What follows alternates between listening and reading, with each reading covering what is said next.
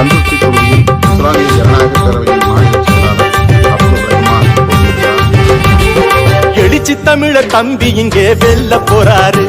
அவர் அதிகபட்ச வாக்குகளை அள்ள போறாரு. எழுச்சி தமிழர் தம்பி இங்கே வெல்ல போறாரு. அவர் அதிகபட்ச வாக்குகளை அள்ள போறாரு. திமுக காங்கிரஸ் சேர்த்து வராரு. அவர் கம்யூனிஸ்ட் கரங்களையே கோத்து வராரு. எட்ட வராரு, இதோ கிட்ட வராரு. ஏழை இதயங்களின் கதவுகளை தட்ட வராரு. தம்பி வராரு, தங்க தம்பி வராரு. உங்க வாசலுக்கு வாக்கு கேட்டு நம்பி வராரு.